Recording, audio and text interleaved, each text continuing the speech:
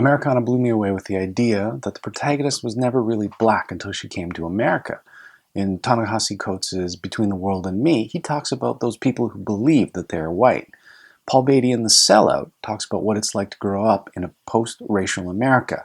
He just does it in a decidedly different style. When we're introduced to the titular character, the sellout, who's otherwise known as Bon Bon throughout the story, but never really named, he's getting outrageously high on his own supply of weed, sitting on the steps of the Supreme Court awaiting trial for the crimes of owning a black slave and trying to resegregate his little town of Dickens. It's loosely based on another town that you may be familiar with, made famous by NWA and Kendrick Lamar. Yes, it's Compton. Paul Beatty majored in psychology but dropped out to become an author. He completed his MFA and has written several other books. This book is appearing on a ton of best-of year-end lists.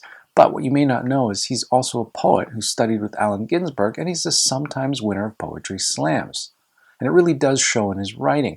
He is riffing on everything here, and it's got this impressive beat to it. It's this rhythm to his writing that's really wonderful to read. But the case in front of the Supreme Court really isn't the story. It's more about how Bon Bon ended up there. Bon Bon is a sometime surfer and a full-time farmer. We're responsible for some ridiculously delicious pieces of produce, including watermelon, and a little bit of weed grown on the side with names like ataxia, anglophobia, and perspicacity.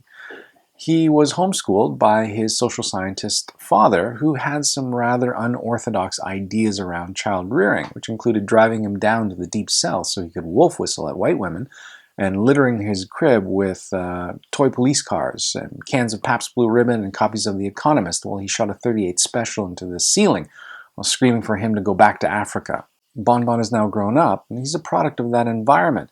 And after the LAPD mistakenly shoots and kills his father, the settlement that is reached afterwards manages to purchase his home as well as all the surrounding acreage. And so, in one fell swoop, his father bought the farm and bought the farm. And it's here on this farm that we meet Hominy Jenkins, a one-time understudy to Buckwheat from the Little Rascals and wannabe slave.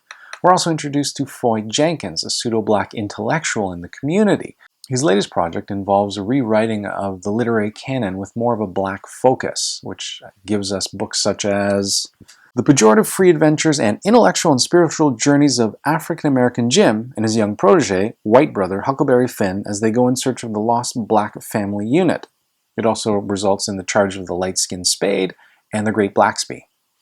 Later on, after successfully segregating their school, they host a Whitey Week. They find an abandoned brush-free car wash down the road where children can explore different whitewash options that include regular whiteness. This bestows the user the benefit of the doubt. There's deluxe whiteness. This includes warnings instead of arrests from police officers. And super deluxe whiteness plus whiteness that offers up all vices and bad habits being written off as simply phases, and legacy admission to the college of your choice. Yeah, it's that kind of book.